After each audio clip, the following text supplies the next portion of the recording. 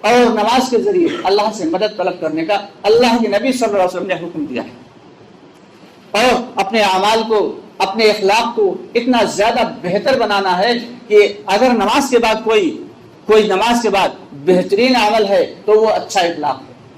اچھے اخلاق سے مراد یہ نہیں ہے کہ جس کے سامنے بیٹھے اس کی تعریف کر دی، ایک شخص آیا تو اس کی تعریف، دوسرا آیا خواہاں خواہ اس کی تعریف، تیسرا آیا اس کی، یہ اخلاق نہیں ہے، بلکہ اخلاق تو یہ ہے اپنے مومن بھائی سے ملیں تو خندہ پیشانی کے ساتھ ملیں۔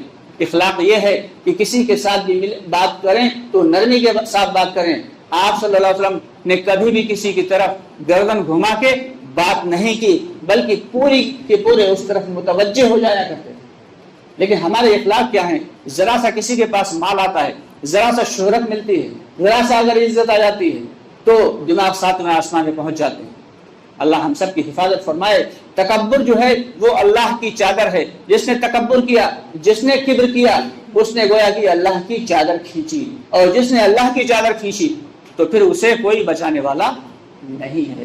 تو ہم سب کو اپنے اخلاق کو بہتر کرنا ہے، ایک دوسرے سے محبت اور پیار اور اخوت اور بھائی چارگی کے ساتھ رہنا ہے۔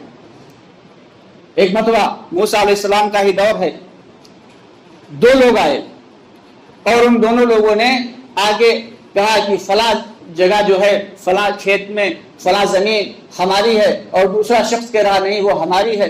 پہلا کہنے لگا میرے پاس گواہ ہیں، دوسرا بولا میرے پاس بھی گواہ ہیں۔ اب موسیٰ علیہ السلام سوچے پڑ گئے۔ موسیٰ علیہ السلام نے کہا میں اللہ کا نبی ہوں، میں اللہ کا رسول ہوں، مجھے تمہارے اور یا تمہارے گواہوں کی ضرورت نہیں، میں ڈائریکٹ زمین سے پوچھ لوں گا۔ گئے زمین پہ کھڑے ہوئے، جا کے زمین سے پوچھا کیا زمین بتا تو کس کی ہے؟ زمین سے آواز آئی کہ یا نبی اللہ، اے موسیٰ، نہ میں اس کی ہوں نہ میں اس کی ہوں، یہ دونوں میرے ہیں، میں انتظار کر رہی ہوں کہ یہ کب ان کا وقت پورا ہو، یہ میرے پاس آئیں اور پھر میرا معاملہ دیکھیں۔ تو ہمیں جو ہے اپنے اعمال کو صحیح کرنا ہے، اپنے لین دین کو بہتر کرنا ہے۔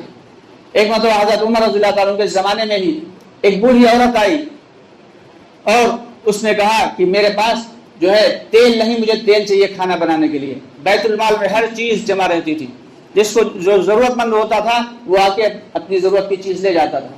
چنانچہ اسے کٹورے میں تیل دے دیا گیا، بیت المال سے وہ تیل لے کے جا رہی، اچانک اس کے ہاتھ سے جو ہے وہ پیالہ چھوٹ گیا زمین پہ اور تیل زمین پہ پھیلا۔ اب عرب کی ریتیلی زمین تھی، اس نے سارا کا سارا تیل فوراً جذب کر لیا۔ تو بیچاری ہاتھ سے اٹھاتی رہی لیکن نہیں اٹھا، چنانچہ اسے بڑا افسوس ہوا۔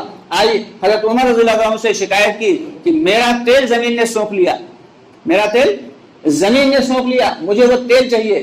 حضرت عمر رضی اللہ عنہ نے فرمایا کوئی بات نہیں، جاؤ بیت المال سے دوسرا لے لو۔ کہا نہیں مجھے وہی تیل چاہیے۔ اب بڑھیا جو ہے اڑ گئی کہ مجھے وہی تیل چاہیے۔ چنانچہ حضرت موسیٰ علیہ السلام نے، حضرت عمر رضی اللہ عنہ نے ایک پرچے پہ کچھ لکھا اور کچھ لکھ کے اس بوڑھی عورت کو دیا، کہا جاؤ جس جگہ تمہارا تیل گرا ہے اس جگہ جا کے یہ پرچہ ڈال دینا۔ وہ بوڑھی عورت گئی، اس نے اسی جگہ پہ جا کے وہ پرچہ ڈال دیا۔ ابھی اس نے وہ پرچہ ڈالا تھا کہ زمین نے سارا کا سارا تیل چھوڑ دیا، اس عورت نے اٹھا کے سب بھر لیا اپنے پیالے میں۔ لیکن پھر اسے یہ فکر ہوئی کہ آخر اس میں ایسا کیا لکھا ہوا تھا، اس پرچے میں کیا لکھا تھا جو زمین نے، جو کہ ناممکن سی بات ہے، زمین نے تیل چھوڑ دیا۔ اس نے یہ پرچے کو کھول کے دیکھا تو اس پرچے میں لکھا تھا کہ اے زمین تو اس بوڑھی عورت کا تیل واپس کر دے ورنہ میں اسی جگہ پہ بے نمازی آدمی کو دفن کروں گا۔ اب اندازہ لگائیں کہ زمین بھی کانپتی ہے بے نمازی آدمی سے، کہ جس جگہ بے نمازی شخص دفن ہوتا ہے وہاں عذاب قبر ہوتا ہے۔ تو اس لیے زمین نے بھی ہمارے ڈر کے اور خوف کی وجہ سے تیل چھوڑ دیا۔ تو ہم سب کو نماز کی اہتمام کے ساتھ پابندی کرنا ہے۔ جو 5 وقت کی نمازیں اللہ رب العالمین نے دی ہیں، یہ 5 وقت کی نمازیں نہیں ہیں بلکہ ان کا ثواب تو 50 کے برابر ہے۔ اس کے علاوہ ہم سب کو ہر عمل اخلاص کے ساتھ کرنا ہے، ہر عمل اخلاص کے ساتھ کرنا ہے کہ کوئی بھی ہمارا عمل جو ہے وہ دنیا دکھاوے کے لیے نہ ہو۔ اول بات تو شیطان ہمیں عمل کرنے نہیں دیتا، نیک اعمال سے ہمیں روکتا ہے، اور اگر ہم نیک اعمال کرنے لگتے ہیں تو پھر وہ ہماری نیتوں کو چینج کر دیتا ہے۔ کہ کوئی شخص اگر مسجد میں چندہ دے رہا ہے اور اس نے یہ نیت کر لی کہ چلو اللہ تو خوش ہوئے گا، یہ لوگ بھی دیکھیں گے کہ فلاں خان صاحب نے اتنے پیسے دی. اب یہ بات جو جہاں دل کے اندر آئی تو یہ چیز جو ہے اسے بجائے یہ چندہ دینا مسجد میں یا یہ اللہ کے راستے میں صدقہ کرنا، گویا کہ کیا ہے، یہ شرک کے مشابہ ہے. اور اللہ تعالیٰ شرک کو کبھی بھی پسند نہیں کرتے.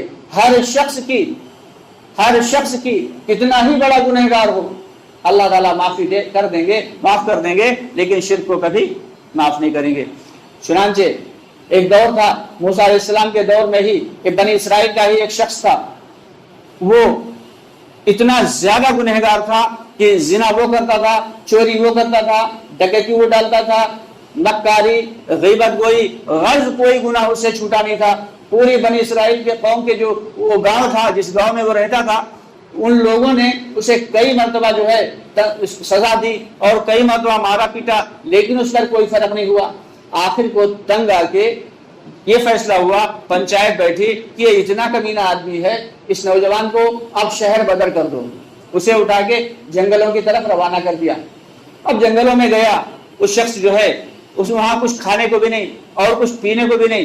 جو عجیب سے جنگل تھے، جو وہاں تو اسے زندگی اجیرن لگنے لگی، بھوکا پیاسا پڑا ہوا تھا. اس نے آگے دیکھا کوئی نہیں، پیچھے دیکھا کوئی نہیں، دائیں کوئی نہیں، بائیں کوئی نہیں. اب اسے اللہ یاد آیا. اس نے کہا یا رب العالمین، بے شک ابھی تک جو بھی ہم نے عمل کیے بے حد غلط کیے اور بے حد ہم نے گناہ کیے، لیکن اب تو ہمیں معاف کر دے.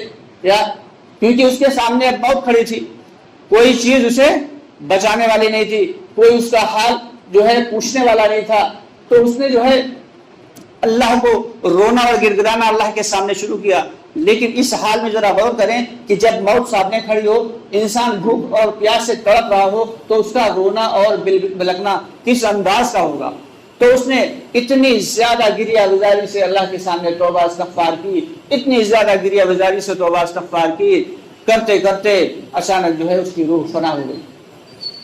حضرت موسیٰ علیہ السلام کے اوپر وحی نازل ہوئی کہ فلاں علاقے میں، فلاں جنگل میں میرا ایک ولی ہے جس کا انتقال ہو گیا ہے، تم جاؤ ہمارے اس ولی کی نماز جنازہ پڑھو، اور جو شخص بھی اس لڑکے کی نماز جنازہ پڑھے گا ان سب کی مغفرت کر دی جائے گی.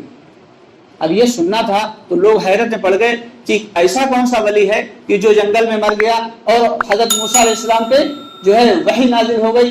موسیٰ علیہ السلام پہنچے اور گاؤں والے بھی پیچھے پیچھے، پورا کا پوری بستی خالی ہو گئی کہ بھائی مغفرت کا وعدہ اللہ نے کر دیا.